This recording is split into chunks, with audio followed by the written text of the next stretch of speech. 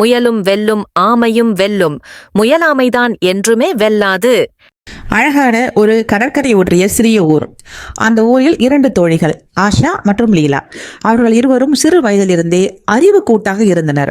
விளையாடுவதிலும் சரி, போட்டிகளில் கலந்து கொள்வதிலும் சரி, படிப்பிலும் சரி, இருவரும் இணையாக நடந்தனர். ஆஷா மிகவும் தைரியமானவள். புதிய விஷயங்களை முயற்சி செய்வதில் முனைப்பும் உற்சாகமும் நிறைந்தவள்.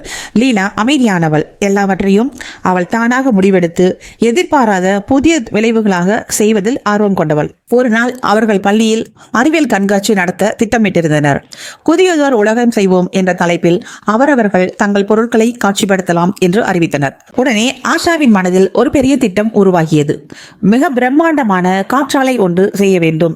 எல்லா பொருட்களும் மிகவும் பெரிதாகவும் பளபளப்புடனும் இருக்க வேண்டும். கண்காட்சிக்கு வரும் அனைவரும் தன்னுடைய படைப்பை பார்த்து பிரமிப்பாகவும் பாராட்டவும் செய்ய வேண்டும் என்று நினைத்தாள்.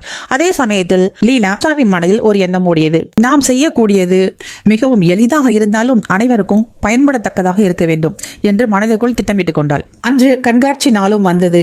பள்ளியே கோலாகலமாக விழா கோலம் கொண்டிருந்தது. ஆஷாவின் பிரம்மாண்டமான காற்றாலை மிகவும் பெரிதாக இருந்தது. அதே சமயத்தில் லீலா ஒரு மலையை மேசையில் வைத்தாள். உள்ளே சுத்தமில்லாத நீரை அனுப்பி பின்னர் அது தூய்மையான நீராக வடிவான் மூலம் மாறுவதை மற்றவர்களுக்கு காண்பித்தாள். அந்த வடிப்பான் அனைவரின் கவனத்தையும் ஈர்த்தது. அன்று வந்த பார்வையாளர்களால் காற்றாலைகள் மிகவும் பாராட்டப்பட்டது. ஆனாலும் அனைவரின் கவனத்தையும் ஈர்த்தது லீலாவின் அந்த நீர் வடிப்பான். விழாவிற்கு வந்த நீதிபதிகள் முதல் பரிசு அந்த நீர் தூய்மையாக்கும் வடிப்பானுக்கே என்று கூறினர். ஆகவே குழந்தைகளே, நாம் செய்யும் எந்த ஒரு செயலும் பிரம்மாண்டமாக பிரமிப்பாக இருக்க வேண்டும் என்று எண்ணக்கூடாது. எளிமையாக இருந்தாலும் மற்றவர்களுக்கு பயன் தரத்தக்கதாக இருக்க வேண்டும் என்று எண்ண வேண்டும். Thanks for watching Bingo Bing.